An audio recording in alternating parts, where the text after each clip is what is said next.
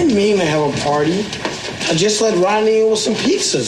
Son, I told you not to have anyone over while we were gone. You promised me that you wouldn't, and you broke your promise. Along with everything else in the house. I just wanted to let you know about my study group. Oh, don't be a fuddy-duddy. I'll be your study buddy. I'm about to embark on one of the great challenges of my scientific career. This work right here is going to change history. I think this is going to be our greatest mission. I don't have time to study. I'll never get into Stanford. I got big plans for you tonight. I got maps, I got charts. I'm going to see you through this because my credibility is on the line. It's at this point that you'll want to start taking notes.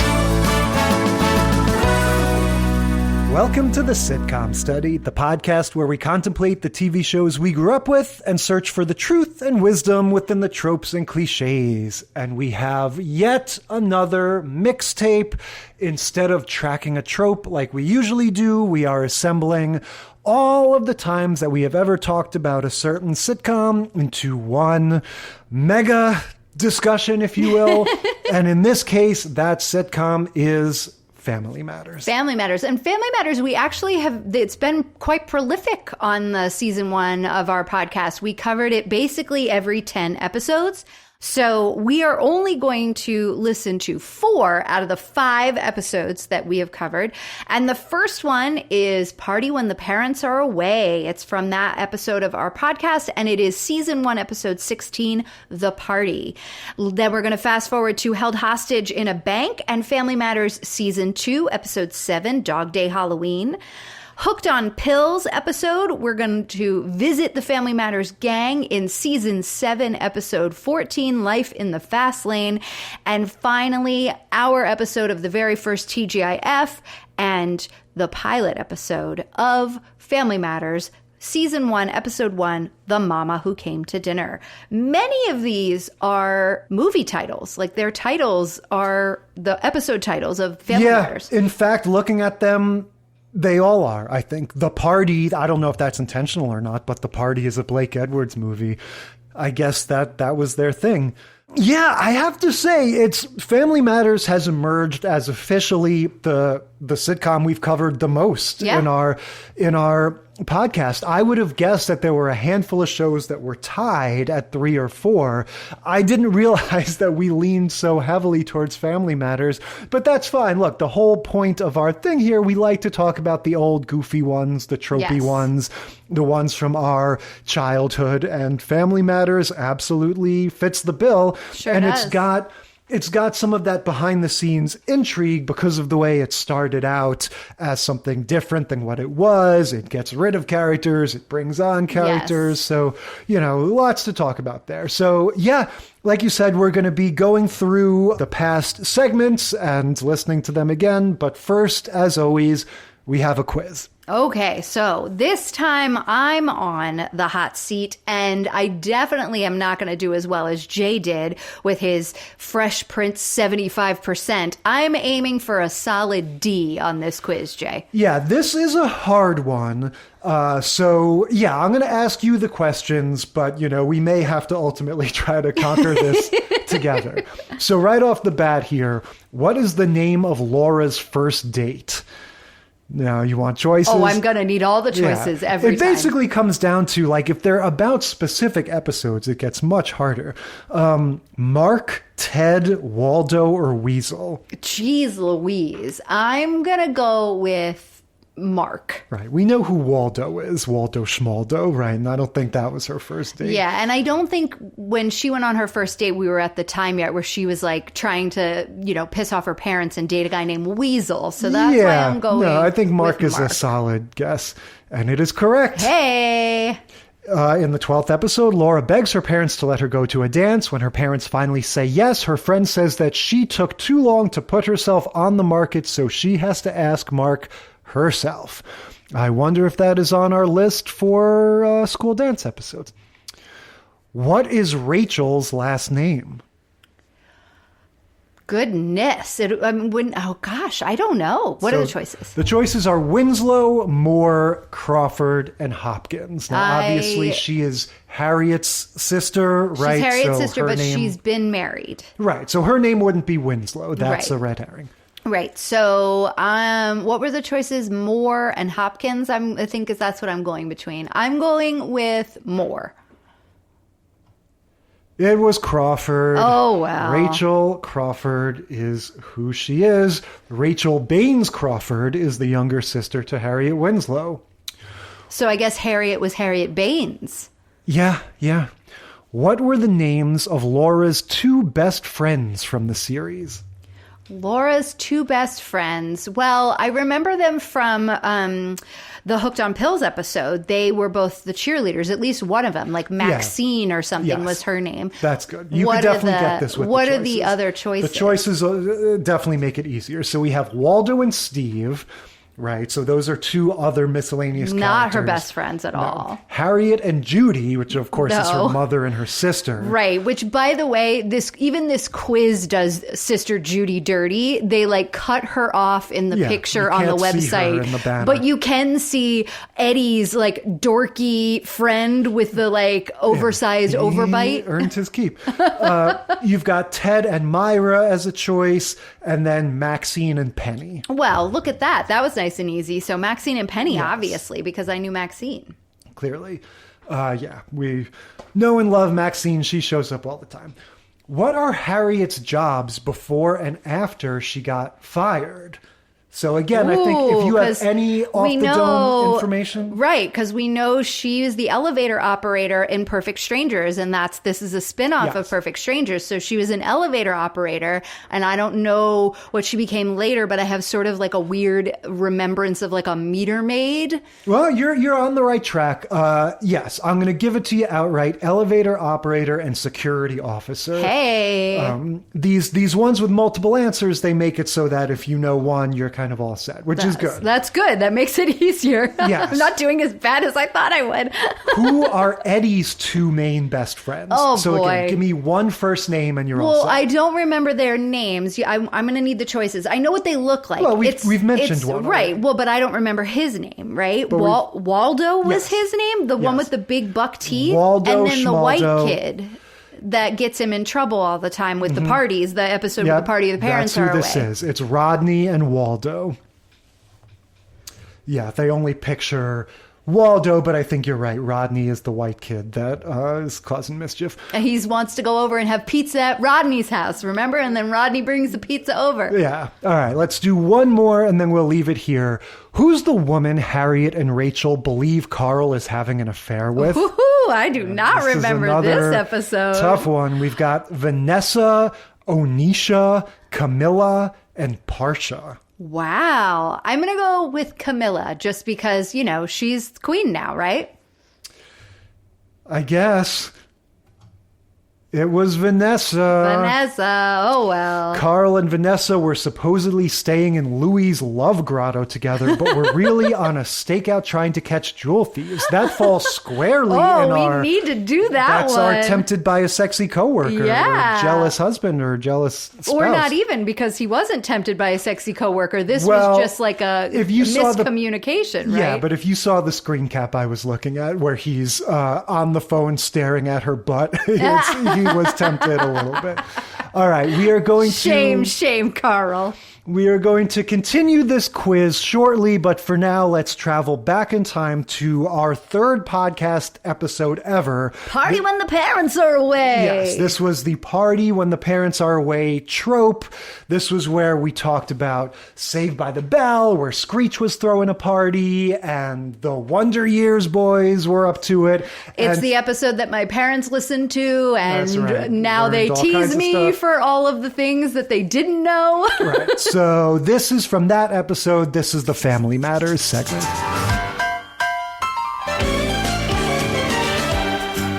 Family Matters. Let's dig in. This episode begins with Eddie, the son, watching Every Little Step You Take by Bobby Brown on a television set. It's super conspicuous because these shows, including this same episode, always used this generic Muzak garbage whenever they wanted to have music. They couldn't afford real music. So they obviously must have had some deal. They had some partnership with whatever, Bobby Brown because yeah, they even showed the video. Right. Whatever record label he's on or something, they were doing the same parent company or whatever, some cross-promotional thing.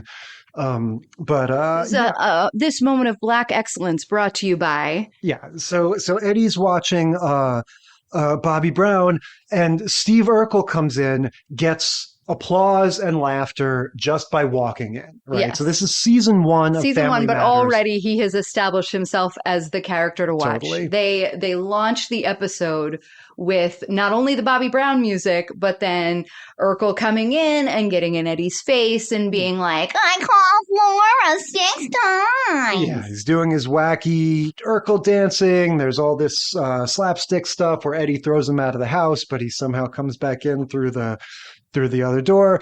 And that's it. And that's just its own sort of self-contained thing. And then we get the theme sequence that is amazing. Is just so cheesy and lame. Like just the smiles to the camera, the song that is like exactly the same song as the Full House song. I was going to say, when I try to sing the Family Matters song in my head, it turns into the Full House song. Yeah. And then we get the proper episode. And so it's all about, as several of these are, the parents have a trip.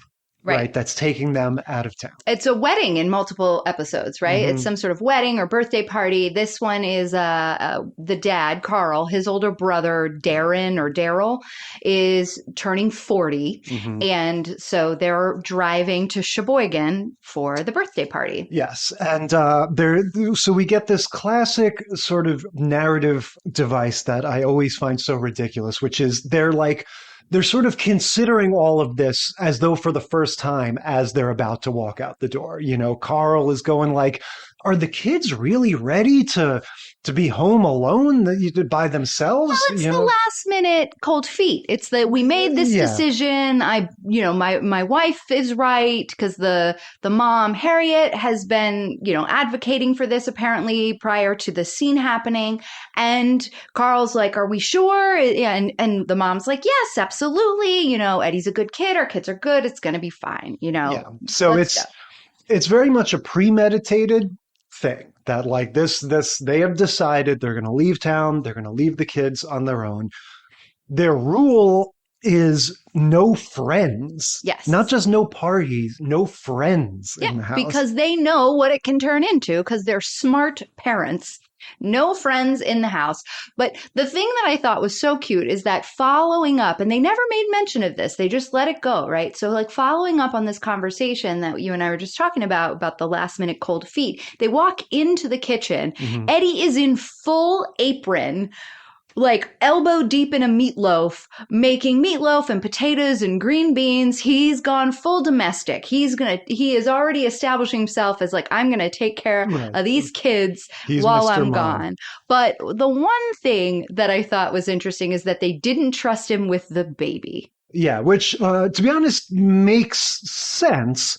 Because if they're on the fence about whether or not they can take care of themselves and each other, you don't want to throw in the baby.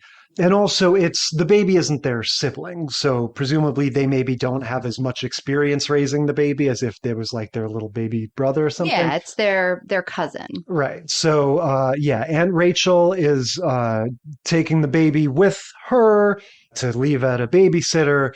And they're not, to me, that seemed harsh. No friends. But I thought that tracked. I think, and I will draw from my own experiences. My parents told me the same thing when I was in high school and they were going out of town for, I think it was a week or something. And I had a job and that's why I was able to stay home because I hadn't gotten off work. And so I got to stay home and my neighbor was going to check in on me. But the point was, and I was supposed to sleep over at my neighbor's house, which I did most nights, but there were no friends allowed. I could go out, like I could go to places and, do my normal social events out with my friends, but I could not have any friends over. And that made sense to me. But so that's all fine, except Eddie can't cook and his meatloaf is burned and not edible. And so Rodney shows up. Right. The one friend that they said, especially not him, he shows up with pizza on cue when the burnt meat comes out. And so you get all these shows follow this sort of classic exponential pattern of how a party gets out of control, right? It always starts with one friend coming over sort of semi-voluntarily, like sort of reluctantly letting in the one person. And then that leads to a few more. And there's always that sort of moment of like, should we or shouldn't we? Well, I guess a few more is okay. Right. And then there's always the moment where ding dong, who's that? Oh, it's every Tom, Dick, and Harry in town. With the boombox and beer and all the things. Now, somewhere in the middle there, after Rodney, but before this onslaught of people, we get, I guess one of Laura's friends, a girl shows up with the new Janet Jackson video on cassette, right? What happened there? I just wrote down she has, quote, the new Janet Jackson video on a VHS cassette, which I don't remember being a thing that anybody did. She recorded it off of VH1. She wanted to watch it with her friend. She was annoyed that her friend was having the biggest party in town and didn't tell her. So what happened in between those two things was Eddie says, okay, Rodney, come on in. And Rodney's like, great. Well, but also I met these two people at the pizza parlor, so I invited them. Eddie's like, no way. And then the door opens and it's two good looking girls. So of course he's like, okay, I'll let them in. His sisters are like, we're going to tell on you. And he's like, would you rather eat that? Or would you rather have pizza? And they're like, okay, I guess we won't tell. Was this younger sister even on the show for the entire duration of it? Because I have no memory of her. She left at some point.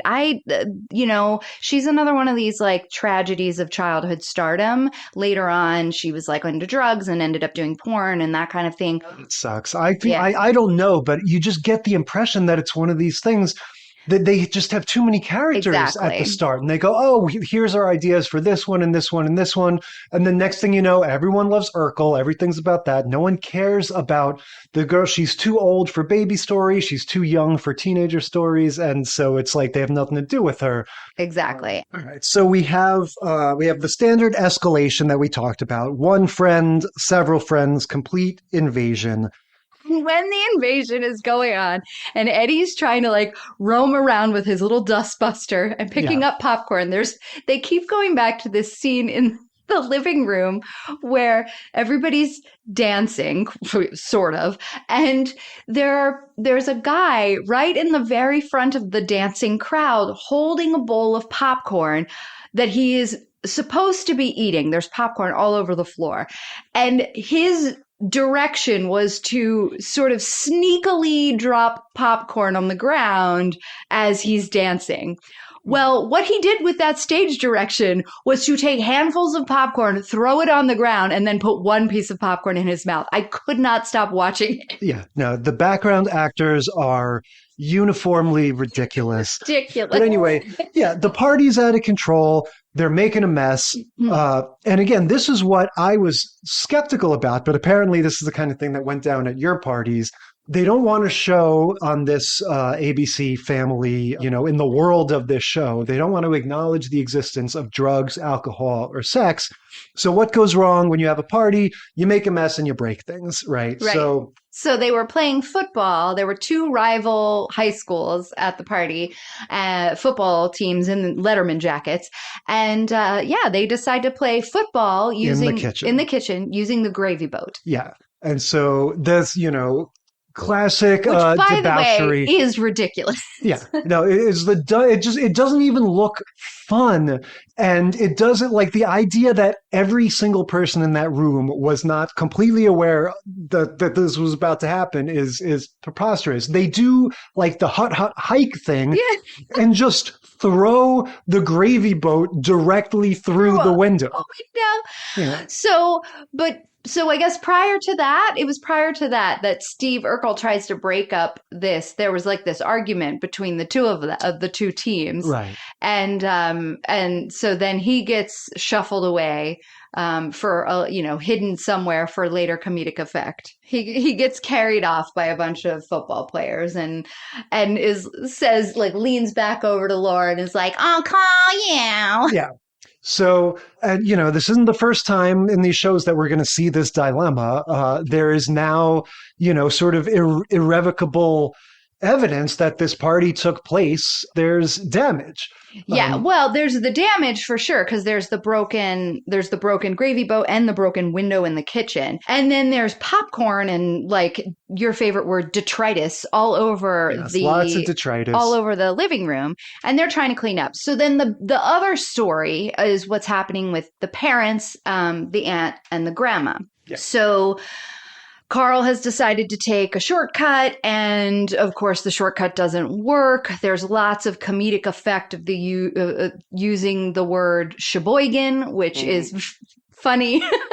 And so they get stuck. They need to call a tow truck. The car won't start. They're out in the middle of nowhere. They miss the party. The tow truck company tows them and then brings them home. So they, surprise, come home early while the party is going on. Yeah. So this is a straight up caught red-handed situation. Yeah. They walk in, party over, everybody get out of here. And this is where Carl, in my opinion, delivers just like the straight up message of the episode. He says, we don't make up rules for our health, right? He's saying, the sentiment that I think this show is very much trying to instill. You might think that your parents are mean or lame or they don't want you to have fun, but the truth is that you kids just don't know what you're doing, and you're going to break things and cause all kinds of trouble if you don't listen. And so, the rules are there for a reason. Follow the rules. Do what your parents say. Do what your parents say. Well, and I think it's a little bit more that, like, you kids don't know what you're doing, right? Yeah. It's that there are outcomes that you can't imagine yet. Mm-hmm. And one of those outcomes is you have a whole bunch of strangers in your home and you don't know, there's more of them than there are of you, and you don't know what to do about it. Yeah. But watching this as a kid, the message that I 100% got was be smarter about the parties that you throw. Like, absolutely throw a party. Don't invite idiots that are going to play football with a gravy boat because they're stupid. And I did not learn from this show not to throw a party. Sure, fair enough. But I feel like that's the message. It's a rare condition this day and age to read any good news on the newspaper page. Okay, so that was from the Party When the Parents Are Away podcast. We're going to move on to bank hostage situations in a minute, but first, let's get a few more questions from our quiz in. Oh boy, how am I doing so far? Do you have a running tally? I think I've missed 3. I don't have a running tally, but I think you're doing okay.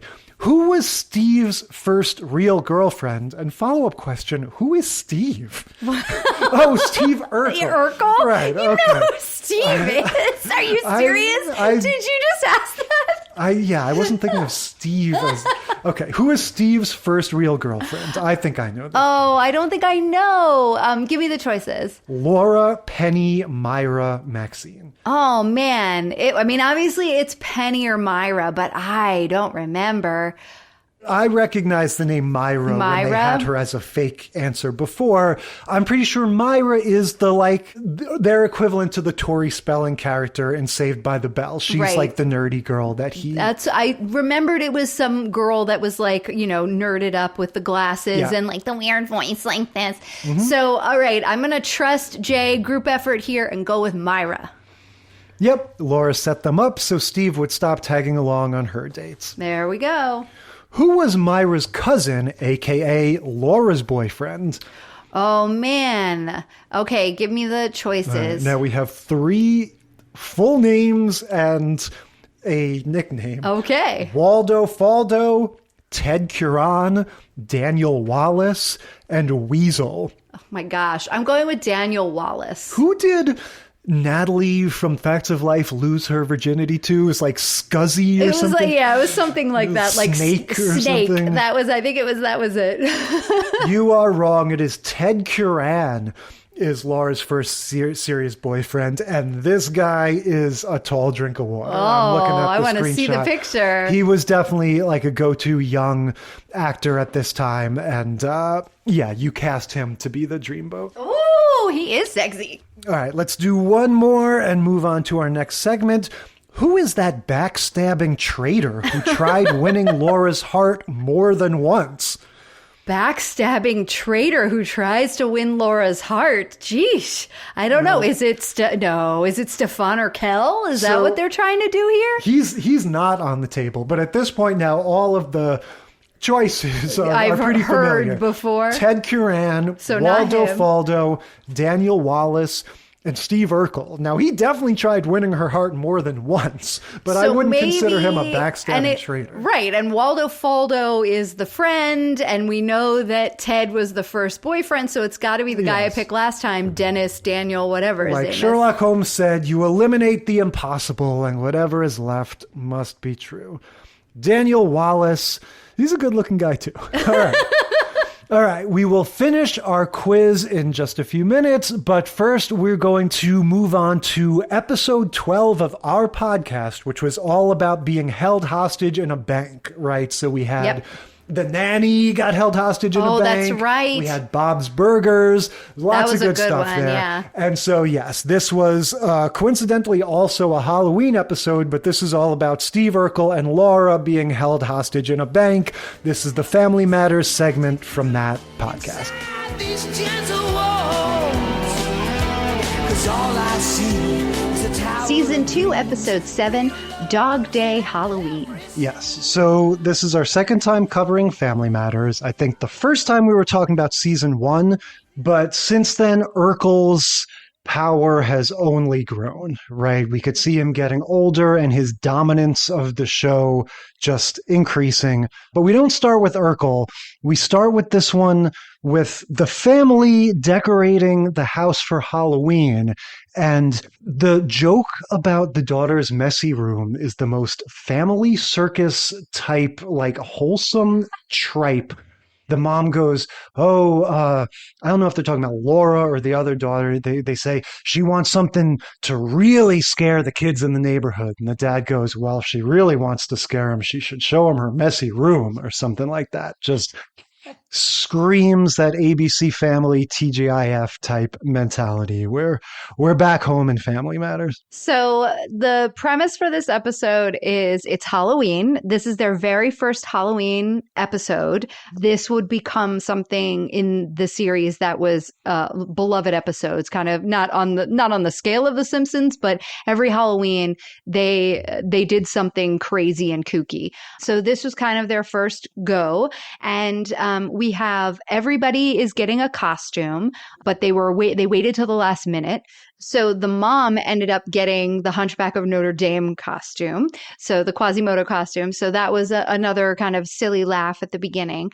And but they realized that they didn't buy enough candy. So they send Laura out, and Steve goes along with her to get candy. And she stops at the bank, and Steve does as well, to deposit their checks. Right. Now we should say, like you mentioned, it's Halloween. So Laura is dressed as Tina Turner, pretty good Tina Turner outfit.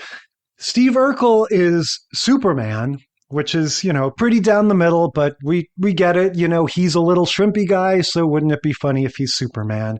Eddie, he doesn't come with them. He's back home, but he has a pretty great Frankenstein costume. His Frankenstein outfit looks really good. It does. And his friend, who we saw in the season 1 episode, his friend goes as like the bride of Frankenstein. No, he goes as Don King. He looks like the bride of Frankenstein, though, because it's the same kind of hair, and he's standing next to Eddie, who's got this great Frankenstein costume. So I was like, I'm confused why the bride of Frankenstein is wearing a suit. And then he says he's Don King. Yes, he is a non-blackface Don King. Yes. And so, everyone's got their outfits.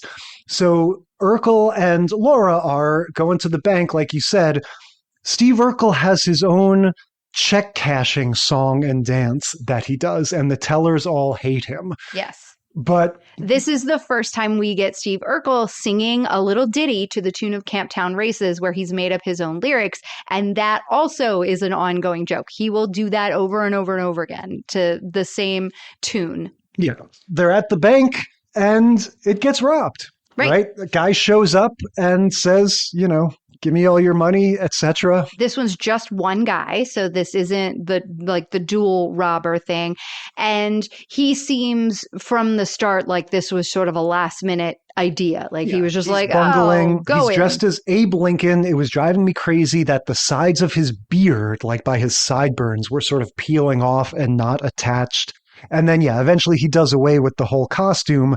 But it escalates into the same situation. We get establishing shots of the bank with the police cars swarming it. Now, of course, Carl Winslow is a police officer because any character played by Reginald VelJohnson is a police officer. He's on the scene with his comically inept police captain, starting to talk to the robber and negotiate and stuff, but not knowing that his daughter Laura is among the hostages. Right. And so they're having these he's starting to talk. The police captain's like, oh, should I do this? Yeah.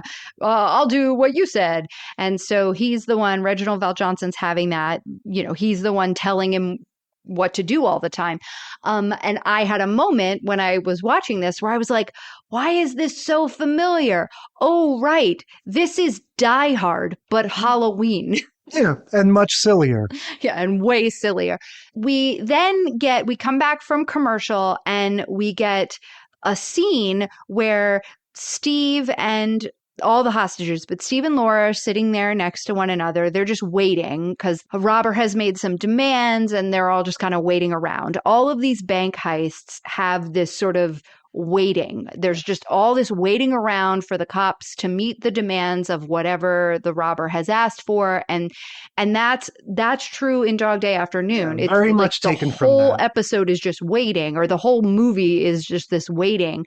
But without the suspense in these episodes, they have to find some funny things to happen in the bank. And so what we get is Urkel standing up and going over to the guy and tapping him on the shoulder and going into full Karate Kid mode and, beating him up and then doing the swan thing and kicking him. Yeah, he kicks the gun right out of his hand and subdues him with karate. Now, Amy, I'm pretty ashamed to say this, but Family Matters fooled me. I was writing in my notebook, we're seeing this series jump the shark right before our eyes. This is ludicrous. How dare they expect us to believe that Steve Urkel is going to disarm a gunman who is robbing the bank at 12 years old with his karate while dressed in his Superman pajama outfit. But of course, it turns out to be a fantasy, and Steve is just sitting there thinking about disarming the guy with his karate. That's right. And then he says the same thing to Laura that he says in his fantasy. He stands up, he goes over, he taps the guy on the shoulder, and before he can even get his finger on the guy's shoulder to tap, the guy turns around and is like, what do you want? And waves the gun in his face. And he completely just melts as a normal human would when a gun is pointed at their head. He's like, oh, nothing. I just know. And freaks out and then goes back and he's like, well, go sit down. And then he goes back and sits down and he feels horrible about himself. He feels completely dejected. And this is where we start to differ a little bit from Different Strokes, because even though I'm not going to say there's a hugely impactful or complex theme or moral to this, we're laying the seeds of the idea that Steve feels impotent. Steve feels helpless, that he can't do anything about this. Right. He loves Laura and he wants to protect her. And what we get in this episode is him realizing that he can't. Yeah. And it leads to, at the end of the episode, a really heartfelt scene between the dad and between Carl Winslow and Urkel about bravery and what bravery really looks like. Right. But before we get there, I just want to say really quickly, we do check in with the family and get some of their Halloween costumes, because Harriet now has her Hunchback of Notre Dame outfit. She looks terrifying. She looks like the Skeksis from the Dark Crystal. Oh, she does. Good call. It is quite a sight. Meanwhile, I noticed the younger daughter is dressed as Janet Jackson from Rhythm Nation 14, which dates this episode pretty much to the month, I would say, from when this came out in like hip hop culture. And keep in mind, this is the same show that last time we saw it, one of the characters said, I came over with the newest Janet Jackson video on video cassette. So there was some sort of backdoor payola going on here that they would not let a single episode happen. Well, on the last episode we watched, they also started it with a Bobby Brown video. But yeah, so she's dressed as Janet Jackson. What about little Richie? Who was he dressed as? He was a Ninja Turtle. Yes, he's a Ninja Turtle. Which totally tracks. My brother was obsessed with Ninja Turtles and was also around 4 at the time. This is another example because this is season 2. We're only like episode 7 in season 2. The last season, when we watched the other episode that we watched, Richie was a baby. Richie is now 4, maybe 5. They've done that thing. That's a whole other trope. But yeah, they've aged him up, swapped out the kids. But yeah, I got to imagine this episode is like an intellectual property nightmare now. I'm just thinking about the Ninja Turtles sharing screen time with the Universal monsters, and I don't know. But yeah, everyone's got fun costumes. Back to the bank. They've asked, we're at the time where they ask for food. Yeah, so this is where we get something that was not inspired by Dog Day Afternoon or any bank robbery or police action of any kind. But it is a throwback. It is a callback to something that happened at the beginning of the episode. It's a question I have for you. Have you ever owned a can of snakes? Yeah, I had that. We're talking about the toy that the little can of peanuts that you open and 5 or 6 snakes pop out in your friend's face. Yeah, I had that. Or just good one. Gag. Yeah, good gag. I think my grandparents had one at their house in their toy chest. And when we would all come over on holidays and stuff, there was this toy chest and one of our favorite toys to, and we all knew what it was. Like, we all knew. But it was like, what were you going to wrap around it to fool? Like, hey, you want some peanuts? Oh, hey, do you want some of this? Like, what were you going to do? Oh, yeah, here you go. It's Kool-Aid or something, like, and toss it to somebody. How are you going to fool your cousins this time? Yeah. Or in this case, your bank robber. Because the plan is the delivery man is none other than Carl Winslow in disguise as a Rastafarian pizza delivery man. So he's got dreadlocks and a goofy accent, which, it goes without saying, is completely superfluous and only serves to make him more suspicious and conspicuous to this bank robber. Because it's not like he's going to go, wait a minute, you sound a lot like the police officer that I was negotiating with on the phone. Good thing you have a Jamaican accent, so you can't possibly be him. But anyway, yeah, he opens up, he has 2 pizzas. He has 2 pizzas. And do you see the shenanigans he does? I was just going to say, he's pulling the thing like Wallace Shawn in The Princess Bride of like, one of these cups is poison and one isn't. He's got to get just right that this guy... I built up a tolerance to iocane powder.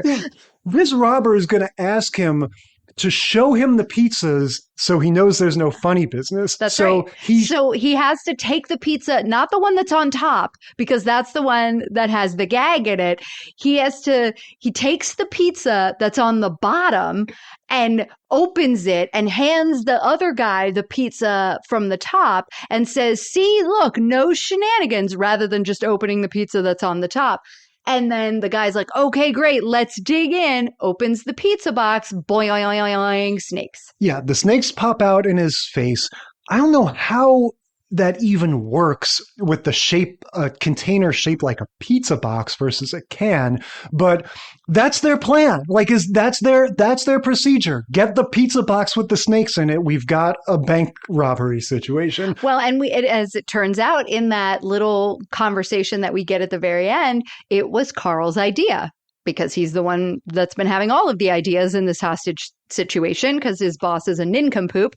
But he got it from Steve. And so when Steve is saying how he feels really horrible that he couldn't save Laura and that he wasn't able to protect her, and how could he ever think of himself as good enough to be her boyfriend if he wasn't brave enough in that situation, Carl's like, whoa, you were very brave. Like, you did exactly what you needed to do. You sat still. This is like what you were talking about in the first episode. Like, you sat still, you sat next to her, you stayed calm. You didn't try to mess with the guy with the gun because you haven't been trained for that, and I have.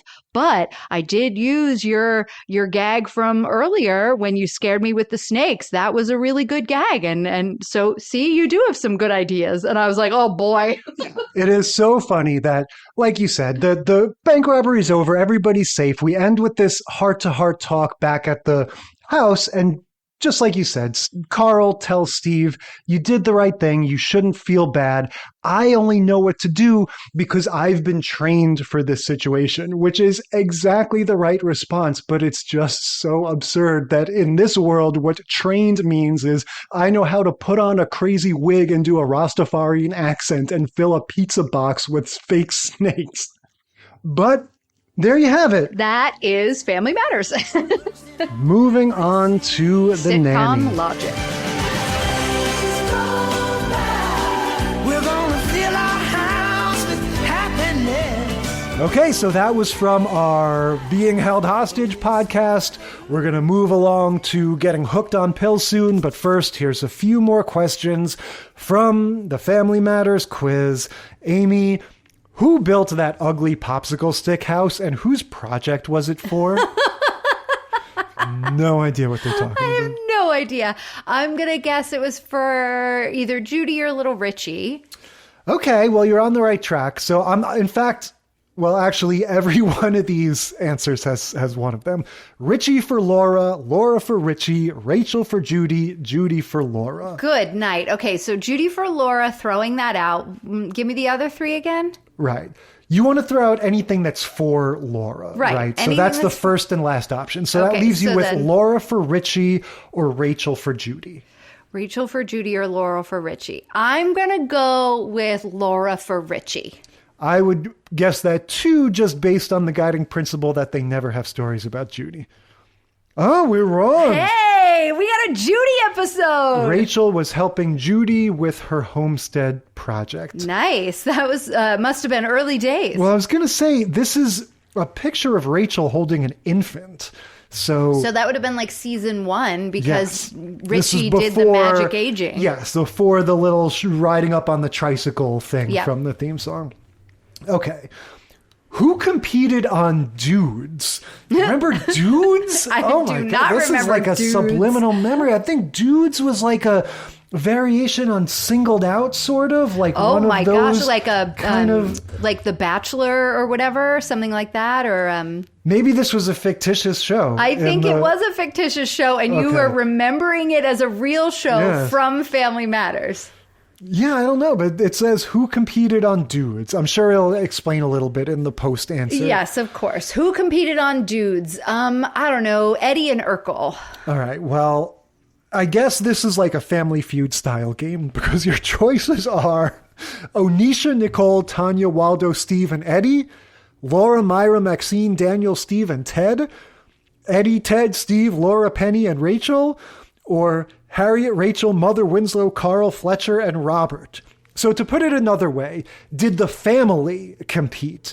Did all of the teenage friends compete? Did some other people, I don't really know who they are, compete? Just say A, B, C, or D. I'm going to need to see the choices. You're not helping me out here. All right, how about this? It's called Dudes. And there isn't even a choice where they're all dudes. No, there isn't. That's what I was listening for. Okay, so eliminate anything that doesn't have Eddie and Steve in it. Good choice. We're going to say A, Onisha, Nicole, Tanya, Waldo, Steve, and Eddie. And we are correct. Hey! And it doesn't say anything. It just shows a picture of, like, it looks like a daytime talk show type thing, like a set with a bunch of couches. And like a guy asking them questions from a card. Didn't we do an episode where they all, like, people all went on a game show? Isn't that one that we did? We covered Caroline in the City, and we did going on a game show. Going on a game show. Mr. Belvedere. We should add that to the list for the next time we do it. Yeah, definitely. Although one of the big takeaways from this is that we cover Family Matters all too often. still, it's good. That's why. Anyway, okay, so let's listen to one of my personal favorite podcasts we ever did, the Hooked on Pills episode. Oh, yeah. Of course, we talked about the infamous Jesse Spano Saved by the Bell episode. We talked about Alex P. Keaton getting hooked on caffeine pills. And this is the Family Matters episode, which contained a brilliant slapstick construction sequence. Oh, it was amazing. This is the Family Matters segment from our Hooked on Pills podcast. It's the bigger love of the family. Season 7, episode 14, Life in the Fast Lane. Yeah, poor Jaleel White. Wow. This, I would say it's child abuse, but he is not a child. No, he's 20. He and Laura both are 20 in real life. He's enormous. Like he's just a grown man and like a strapping, good-looking young man. You totally see why they had to do that Urkel stuff. The poor guy was just like, I can't do this anymore. Like, well, and what he's having to, like the gymnastics he's having to do the Urkel voice. Yes. Still, you can hear it in his voice. Like, he started it when he was a little middle schooler talking like this, and it was fine. And now he is like, he's having to talk up in this weird false voice and still be nasally, and he is struggling. It's insufferable. Yeah, there's this weird irony where as he gets older, his voice gets higher because he has to do this crazy thing. It used to just be, yeah, he was a little kid and he leaned into it and made it a little more whiny and nasally. But now it is like nails on the chalkboard. I was like, wow, no wonder he was so annoyed playing this role. Because, I mean, at this point in the show, I had kind of dropped off watching it. You know, we were in that time that we always talk about where we were kind of in high school and we were busy and we weren't really home on Friday nights watching family television as much anymore. And I was just like, this was not an Urkel I remember, nor is it a Laura that I remember. She has like the short, very cool, like TLC haircut. The Halle Berry early 2000s or late 90s sort of look. Oh, yeah. I think of it as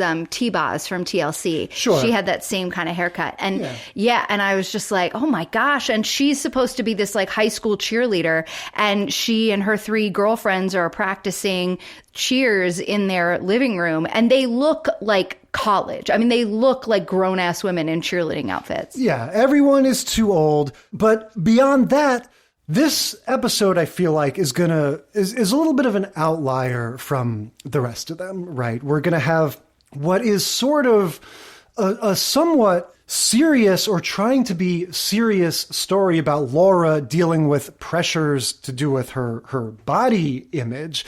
And my feeling was trying to process that.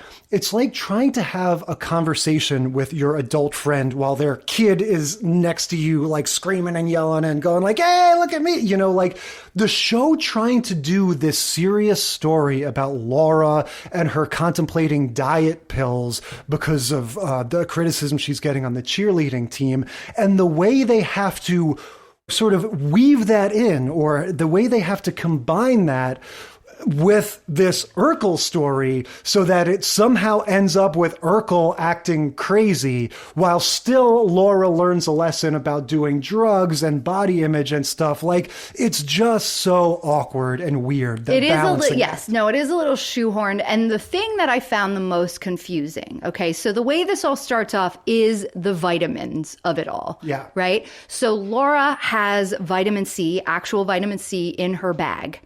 And Urkel has intruded on the cheerleading practice because he couldn't find, I guess at this point in the show, he's living with them. I was wondering that because later he's having dinner with them. And so I just assumed, okay, the writers of this show just went, screw it, where everyone loves Urkel. He just lives with them now. Let's not even. I feel like there was some construct at some point where his family was moving away and it was almost the end of high school. So he was going to stay or something like that. But he does live with them now, which is why he's always coming down from upstairs and he's there for all meals and not just like coming in through the front door. Hey, Carl, you know, he just lives there. So he comes downstairs because he couldn't find the vitamin C upstairs. And Laura's like, oh, I had it in my backpack. Just grab it. So, and he's like, oh, thanks. I got to chase these germies away. And he takes a bunch of vitamin C and Then in the next scene we see him, he's all hyped up. He's acting really weird and hyper at the dinner. They're having dinner and he's eating and he's like, well, hang on. And he's got mashed potatoes all over his face and he's acting so weird. And I was like, wait a minute. Are we already in diet pill realm? But no, we weren't. He just gets a pep from vitamin C, which he explains later on when he goes down after the diet pills have replaced the vitamin C in Laura's backpack. He's like, can't wait to get my pep from my vitamin C and get rid of these germies. And he takes a bunch of the diet pills. And then the over-the-topness is even more over the top. But it was so confusing to me knowing going in that I was going to be watching a show about some type of pill reaction and seeing it happen first. I'm getting confused before now.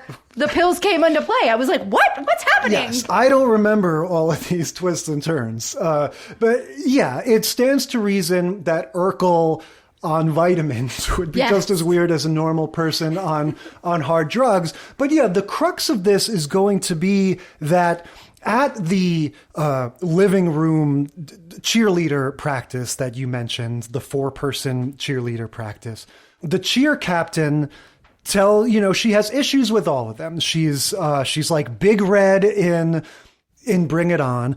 She's a bossy, critical cheerleader, and she has issues with Maxine, the friend. Maxine's skirt is too short, and the other one has some problem, and Laura is too fat. She says, you can't be the top of the pyramid anymore. You've gained weight. Right.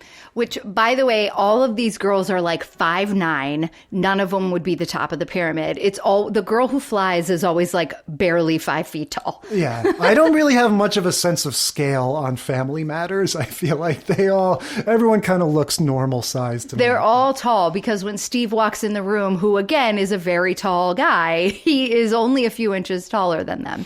But so she finds out she can't be at the top of the pyramid anymore.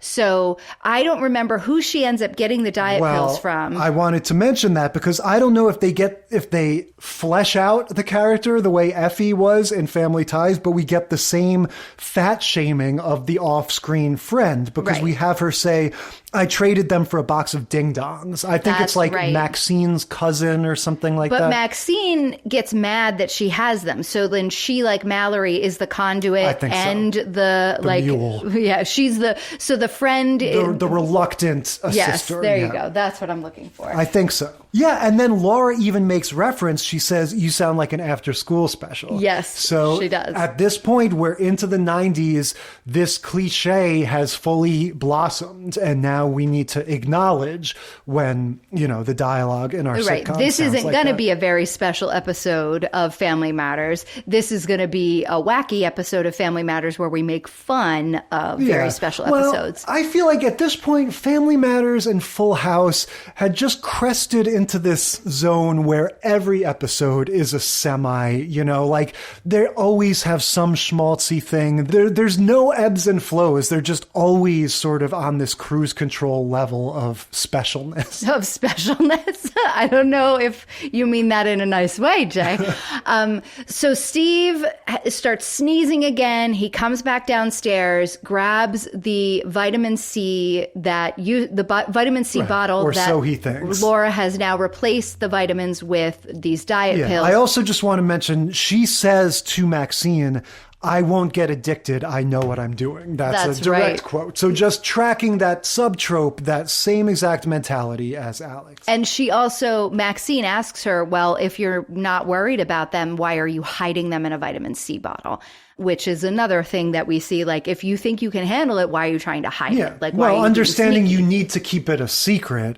And and just that, exactly. That sort of paradoxical, like, I don't really need it. I just have to have it. That's right. So Steve comes back down and he grabs a vitamin C bottle and takes what he thinks are vitamin C pills, but are diet pills. And he takes one or two and keeps sneezing. And he's like, oh, germies, you're not going to get me now. And then we see him just take like a handful. He has a little ritual, like a little song or something he does where he's like 1 and 2 and 3. And he takes like a whole bunch of them in succession.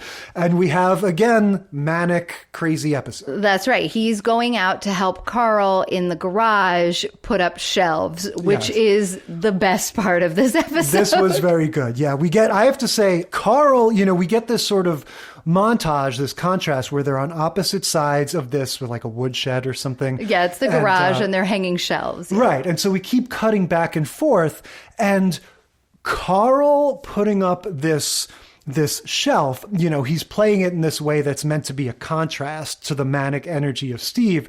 So they have him just very sort of leisurely, like bopping along, and he kind of lines up his nail just right, and kind of with a little swing in his step kind of lifts up the hammer. Like they're just portraying him in a way that's just so like pleasing. He's like the Bob Ross of putting up shelves. I was going to say, it's very Bob Vila, very like, I know how to do this old house kind of like easy it was really feeling nice mentality to watch. Yeah. And then of course the contrast is Steve going nuts, and they're doing the thing where like they're sort of showing closer shots, right? So you don't totally get the big picture of what Steve is doing. And he's like sped up a little bit too. Mm-hmm. Like the tape is a little bit sped up, but so he's like, he measures one board and then throws all the other boards on top of it and gets out 2 saws and stands on top of the boards and starts cutting them all at once.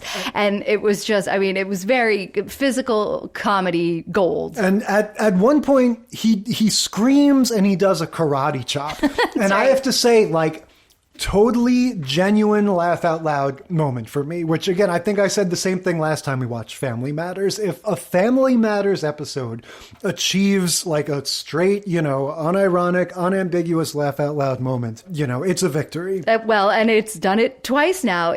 Steve Urkel, even though he is way too old and his pants are too high and I can see too much moose knuckle and all of that being true, he is still hilarious. Yeah. Well, and Carl is very funny. Reginald VelJohnson plays it, when they're both finished with their handiwork.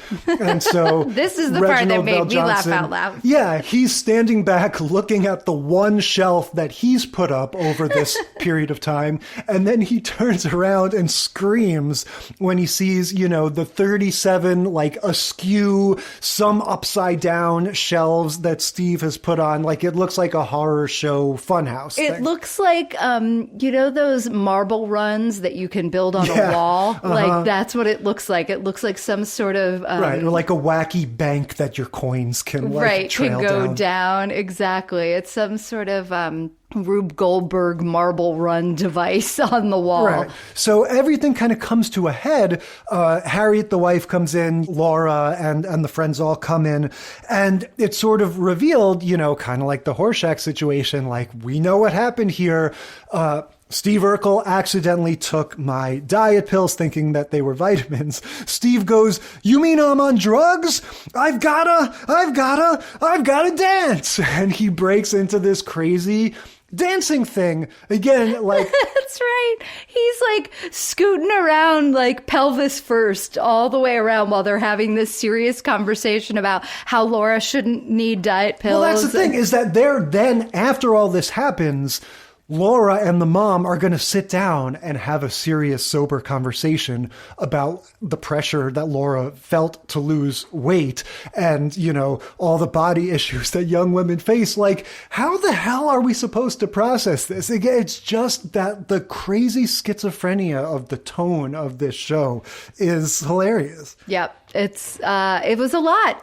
But look, Urkel's funny. I mean, you can't go wrong. You got a winner there. So yeah, we get the heartfelt speech. Harriet has her anecdote about Jimmy Thomas. When she was a young girl, she was called stupid, and it became a self-fulfilling prophecy because she didn't believe in herself and she didn't do well. This is usual sitcom tripe, right? You're not fat. Get that, out of your mind. Just believe in yourself, whatever. Again, it's hard to take any of this seriously when 10 seconds ago we were watching Steve Urkel like do the moonwalk through this, garage. Well, and also this is a conversation you have with your young teenage daughter, not your very like adult looking 20-year-old daughter. Sure. I mean, look, you could have that. You could have issues like that at any time. You absolutely could. Yeah. But like I said, they are so much older now. Yeah, definitely. That it was off-putting for most of the episode. Yeah. And so The last scene is, Laura is sort of keeping Steve company. He's in his little nightcap, watching TV late at night because it's like, okay, he's through the woods in terms of his manic episode, but he's not going to be able to get to sleep for a while. And so we get a sick burn on CBS, right? That's right.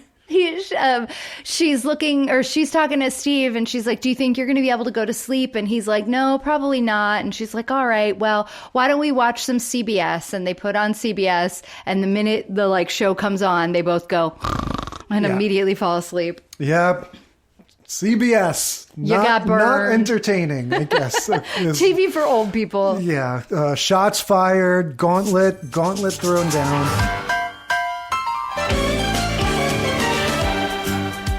Okay, that was from our Hooked on Pills podcast, and we've got one more segment left, but first, let's finish out our Family Matters quiz. Okay. So, Amy, what do they name that adorable little dog they found at school?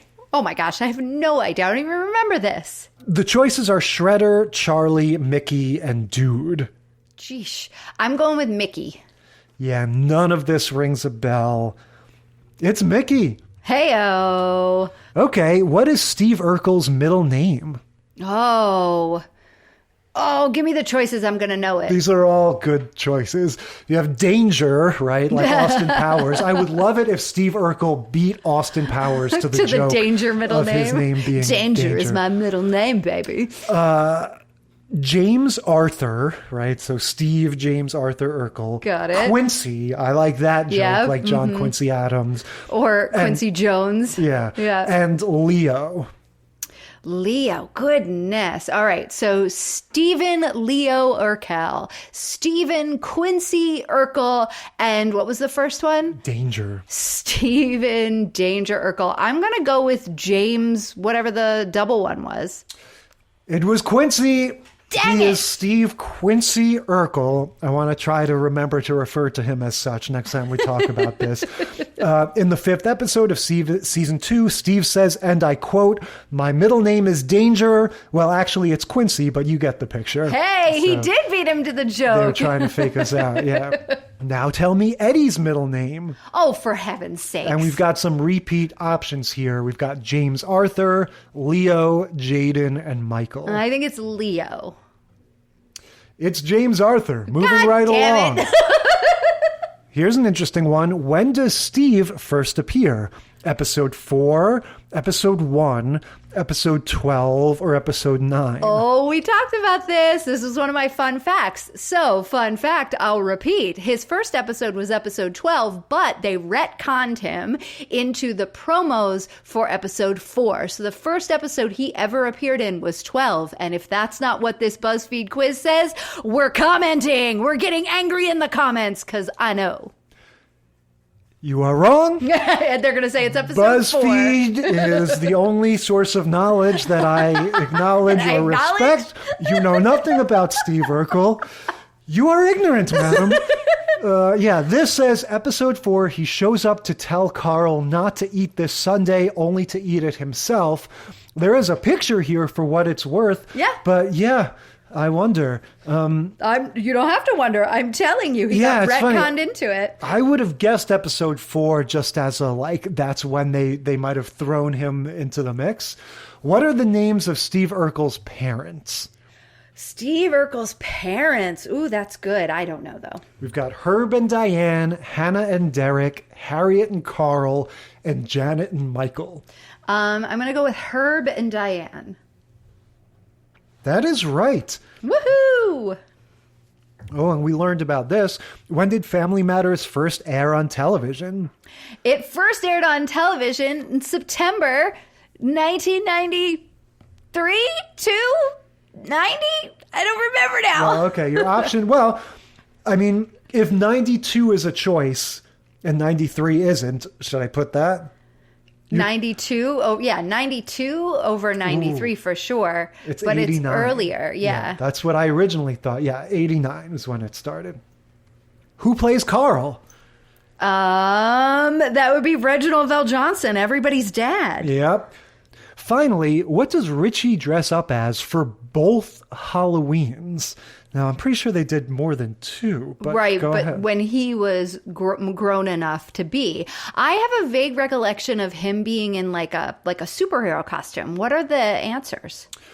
Batman and Michelangelo, Black Panther and Leonardo, Spider-Man and Raphael, or Iron Man and Donatello. So it's always a superhero and a Ninja Turtle. What was the first one? Batman and Michelangelo. I think it's Batman and Michelangelo. No way. Don't you remember in the one we covered, I'm pretty sure, he's Spider-Man. I can definitely picture him in a Spider-Man outfit. Okay, so then Spider-Man and what's the other one? And Raphael. Raphael. All right. That is correct. Thanks for the assist, Jay. We will tabulate our results in just a moment, but first let's listen to our podcast all about the first ever TGIF, in which we talked about the first ever episode of Family Matters. Which apparently happened in 1989. Yep, so here it is. It's a rare condition this day and age to read any good news on the newspaper page. Family Matters. Yes. Season 1, Episode 1. Yes, we get the very first episode ever of Family Matters. The Mama Who Came to Dinner. Yeah, so right off the bat, we've got some personnel changes to discuss here. Family Matters, of course, we've talked about 2 or maybe even 3 times now, but this is the very first episode. We have a slightly different set and a different cast, right? Yeah, well, just the one. So the youngest daughter, Judy. Well, there's a notable absence we'll get to. Yes, also. that too. But the youngest daughter, Judy, for this episode only, this was a pilot episode. Like you said, the set is different. And the youngest daughter is played by a different girl. She would be replaced for episodes 2 and beyond as, I believe, the house. Like the set is...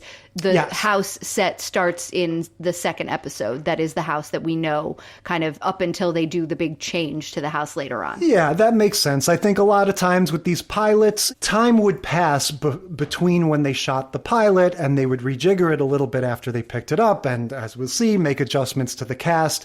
And yeah, the set looks basically the same, like it has that same sort of mahogany, woodsy vibe, but it definitely is more spread out and stagey. I feel like the newer one, once the series gets going, just feels more like discrete rooms with walls and windows, whereas this is more open. Well, it's the family room. The living room itself is way more open. The couch is further upstage, where, as we've known because we've talked about this in previous episodes, normally the Winslows couch is really kind of downstage, like right up close to the camera, and there's usually, they're watching TV of some kind, and that couch is also on the same sort of horizontal line as the front door. Yeah. And that's not the case in this set. That's the big difference. Like we both noticed kind of right away that the set was very different. And then it was about after the first commercial break, we were sort of midway through that kind of second scene after the first commercial break.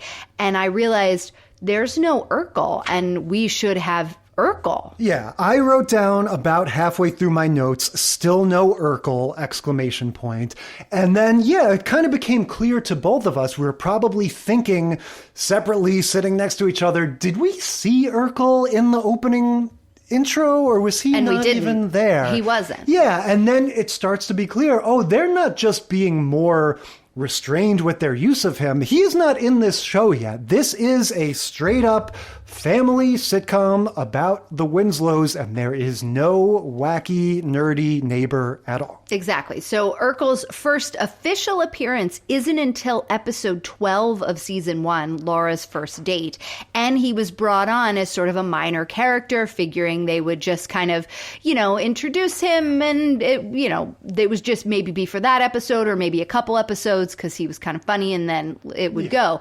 He became such a fan favorite. Obviously, that didn't happen. He was retconned into in syndication in a teaser for episode 4, season 1, episode 4, Rachel's First Date. In syndication, he's in a teaser for that episode, but he isn't actually, his first real appearance doesn't occur until the 12th episode. So yeah, he's not in the open. He's not a member of the cast. They haven't thought of him yet at this point. And it's an interesting glimpse, obviously, into this sort of alternate timeline of what could have been. I'll say, I wish there could be a happy medium. You know, of course, what happens with Urkel is, you know, it's the ultimate example of a character sort of taking over a show and being this punchline and being idiotic and annoying. But when you watch this one, it is such a down the middle family sitcom where you go like, yeah, I understand the impulse. They needed something else. Like they needed a little wackiness, a little, these characters are just a little too subdued and grounded maybe for a young audience that wants a little craziness. So it's I mean, the critics were like, so what's the difference between this and the Cosby Show? I'm bored. Kind of, that was the response to the original airing of Family Matters. And I was like, wow, okay. Yeah. So let's get into what this actual episode is about, which is Carl's mom, the grandma, coming to live with them. That's right. Mother Winslow, at this point, so Rachel, Harriet's sister, her husband has already died. She and little Richie are already living with them. So that was like one addition to the household that happens prior to the series even starting. And now, you know, Harriet and Carl are having this kind of argument because Harriet has said, no, your mother is coming to live with us. And Carl's like, you don't understand. She's a different woman when you're visiting her for the holidays than she will be when she's living here. And he is very concerned about just the way that she is kind of judgmental and takes over everything and thinks she's the boss of everything. And he is really concerned about his mom coming to live with them. And Harriet just keeps saying, I like your mother. You're being ridiculous. You know, it's fine, whatever. And then immediately the tables are turned and Harriet realizes, what have I done? Yeah, well, and Carl really gets to strut his stuff in these first few scenes comedically. Again, this is a world with no Urkel, so where is the humor from the show going to come? It comes from Reginald VelJohnson doing this big toothy grin, trying to sort of sublimate his rage, right? So much of this, maybe rage isn't even the right word, but so much of this is him putting on that big smile and going like, yeah, I love it, or this'll be great, you know, and having to grin and bear it. Right. You know, literally grin and bear it. He does that move over and over again. And it's fun. And yeah, that whole extended first scene is him going, you know, she's going to make me go on a diet, you know, just all funny little jokes about how controlling his mom is. And yeah, you get the sense this is going to be a much more down to earth kind of conflict. The other thing I just want to observe, you know, you made the comparison to Cosby Show, and there's some obvious similarities there, but that's a show about a doctor and his family. Whereas this, it's got the Full House vibe of where we're piling in more and more family members into this one house. Like you said, we already have a widowed sister, not to mention our 3 kids, and now we're bringing in the grandma. But what's interesting is Carl Winslow is a police officer, you know, whereas Danny Tanner is a TV personality. And Harriet, at this point, I think, is a homemaker. She has various jobs that come and go throughout the series. She's still an elevator operator, isn't she? Well, there's an episode later where they make a big deal of her going back to work. So at some point in the series, she's a homemaker. Look, the point I'm trying to make is that they're a more working class family than the Tanners in terms of their income. You don't necessarily see that borne out in the look of their house because it's a TV show and all the houses are beautiful and gigantic. Of course. But I think we're setting ourselves up for the possibility that the story and the sort of the world that this takes place in is going to be more working class and a little bit less affluent, even though it's got a very similar premise of, for various reasons, we have an entire extended family under one roof. Yes, I think you've picked up on something that is exactly what they were trying to do to set them apart from shows like The Cosby Show or even Family Ties, you know, just not being that like straight down the middle show about a family. What's the thing that's different here? Well, we've got a lot of people living in this one roof, under this one roof. So let's tell all of those stories. And the very first story is a little bit of growing pains because the grandmother/mother is moving in. And she has this very strange backstory that I can't quite like timeline in my brain. So she talks about living in France and living in Syria and living in all of these like crazy places and working for princes and working for kings and knowing Shaws and all of this. And then also, when she's having a conversation with Carl, he's talking about how she raised 5 boys and was a stay-at-home mom. And I'm like, how did she live these two aspects of her life? And that she's been so alone since her husband died and living alone by herself in her house. So I'm like, when did she travel the world and work whatever job it was that made her like Mr. Belvedere? And when did she raise these 3 boys? And how long has her husband? I'm so confused about like her backstory. Yeah, I'll be honest. I didn't think about it that much. But yeah, I could not tell you what the story is with her. You do get the sense that she's just like, she's a cool lady. Like, that's always the joke with her, is that she's a little old granny. The casting is very much like she just looks like a little old lady. And then she always has something sassy to say or some life experience that you wouldn't have expected or something. But yes, I cannot reconcile how all that happened other than, you know, life is long and maybe she took 10, 15 years off from traveling the world to raise her many kids. I don't know. Yes, because it only takes 10 to 15 years to raise 5 boys. So the crux of the episode, one of the main ways that Mother Winslow is kind of getting in the way and usurping the parental authority of Harriet and Carl, is that Eddie wants to go to a party that isn't really a party. It's more like a movie marathon night at one of his friends' houses. And they're going to watch all of the Rockies because they're going to be on TV. Rambos, not Rocky. Not Rockies. They're going to watch all the Rambos because they're going to be on TV. Yes. So Rocky just has one guy getting beat up a lot. Rambo has many people being killed, you know, in bloody fashion. But because it's on TV, it's going to go from like 8 o'clock at night until 2 o'clock in the morning, and his curfew is at 10. So he can't go to the movie marathon because he has this curfew. I have had this same argument with my parents as a kid, wanting to go to see a midnight movie or wanting to do the Rocky Horror Picture Show and not being able to do so because whatever it was started at midnight and my curfew was midnight. So that was it. So I just didn't get to go, even though it was good, clean fun. Yeah, I couldn't go. Well, and that's the same situation Eddie finds himself in. That's going to be part of their strategy, is emphasizing that it is good, clean fun. But at first, his strategy is doing chores on spec, right? He wants to just kind of like amass a lot of political capital. That's right. Here. He's So he's building goodwill. So he's going to walk around volunteering to wash the car or do the drapes or whatever. You know, he's going to do all these chores. And then, of course, when his parents say, you know, what's the catch or whatever, he explains this thing he wants to be able to do. And even when they say you can't, he's still like, oh, okay, I'm still going to do these chores and kind of hope for the best. And then as the grandma comes in, you know, she's going to help him try to sort of get allowed to do this. Right. And she is unsuccessful and, in fact, just really upsets Carl and Harriet.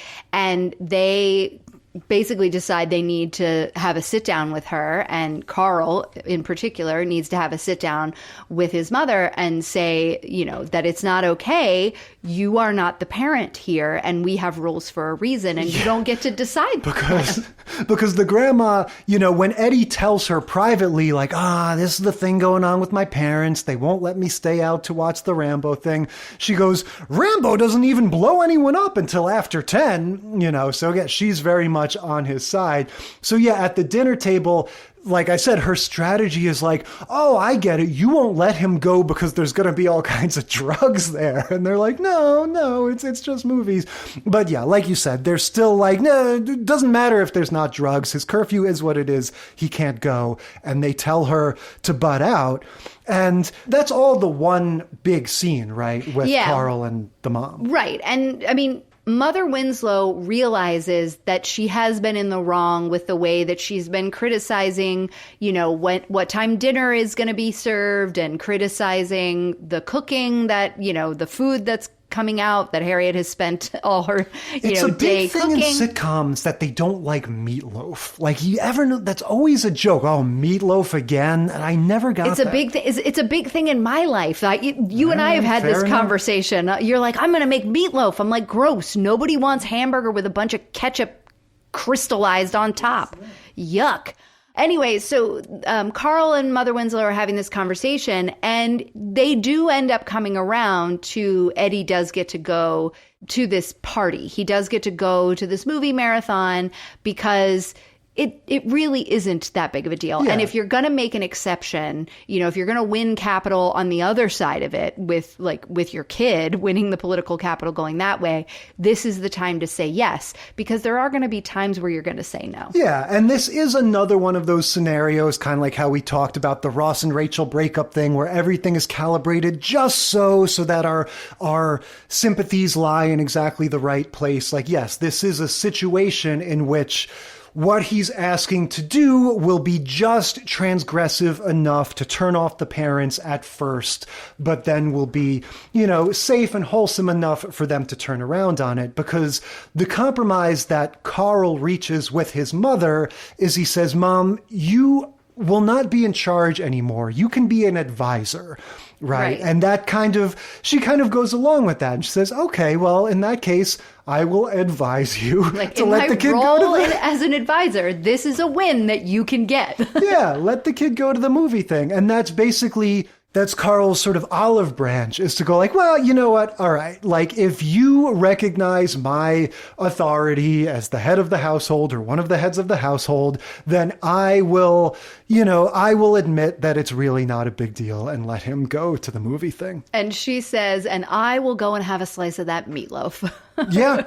And look, just like we said with Perfect Strangers, when we watched that, the one thing I just want to emphasize about these Miller Boyette shows is they look so good. Like, just literally the way the light falls on these actors' faces is just a cut above a lot of the sitcoms at this time. Yeah, and I really dig this house, and I dig it always because of that like olive green sort of, I don't know if it's the wallpaper or the paint or whatever it is, but they have this kind of like the theme in their house is this sort of like olivey green kind of sagey color that is really just pleasing, that normally you don't see in a lot of sitcom homes, especially around this time, right? It's very, mauve-y and cream, and this doesn't have that. The way that this one ends is Harriet and the mom are singing. Oh, right, and Rachel's piano. playing. Yeah, and Rachel is playing. So it's the three women singing He's Got the Whole World in His Hands. Oh, yes, piano. that's So you right. get that vaguely religious, sort of Christian thing going on. And then once Carl has wrapped up his father-son talk with Eddie, he's like, well, I better get downstairs. And he just comes downstairs and just so like confidently just joins in that chorus with his booming baritone voice. And you do get that sense. I'm sorry if this is stereotypical, but like the black family at church where just everyone loves to sing those songs, and it just like, it really has that vibe. Yeah. Well, and what I was kind of pulling away from it was just that music has kind of been at the heart of so many of the episodes of Family Matters that we've watched. We had that first one where it was like Bobby Brown and Janet Jackson kind of name-checked, and also we were listening to. There's always it just seems like music is very much a part of this show. Yeah, no, exactly. I didn't even think about that. But yeah, before we got all the references to Janet Jackson and Bobby Brown, we get the music of God, right? We'll start with him. All right, moving on to Perfect Stranger.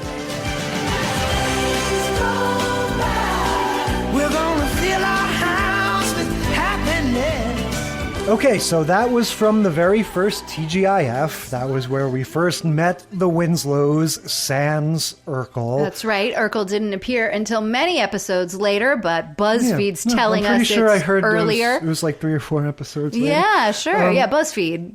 Okay, so the results of our Family Matters knowledge quiz are 11 out of 19 correct. Oh. We are in the 56th I didn't even make it to the D, man. It says, almost an expert. You've seen most of the episodes of Family Matters, but your memory just wasn't on point. You know what, BuzzFeed? One of your questions was 100% wrong, so I'm giving myself that one, and then I will make it to my 60%. Fair enough. So look, lots of Family Matters from, the third episode of our podcast all the way through till a few weeks ago. Any overall thoughts, best, worst, pro, anti, Steve Urkel, anything you want on the record about the Winslows? Not at all. I'm just angry at BuzzFeed. No, I'm looking forward to covering more Family Matters in the season to come. Yeah, I guess honestly, I keep picturing Carl's reaction when they're both working on the shed. On Phil's and the they're shelves. working on the shelves at the turns two around. opposite corners, and then I feel like that. There's all the shelves like at the varying angles. Yeah, I feel like just Carl's face when he turns around and sees 9 shelves on the wall when he done. put up one. Yeah, I feel like that stood out to me more than anything. But yeah. We were solidly in the time of Urkel had taken over the show at that point, season 7. So Definitely. funny. Such a good episode to watch, though. Great physical comedy. Urkel is a full-on man. Yeah. Oh, yeah. I remember how weird that was. Yeah, so that's the Family Matters mixtape, and we'll be back with new stuff in a few weeks. And until then, we will consider this segment of the sitcom study concluded.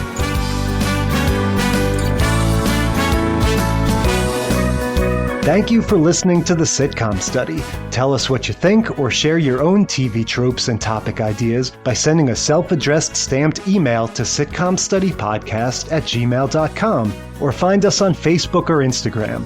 And if you like the show, consider leaving a rating or review on your podcast app. It helps us boost those precious Nielsen ratings. The Sitcom Study is recorded in front of a live studio dog.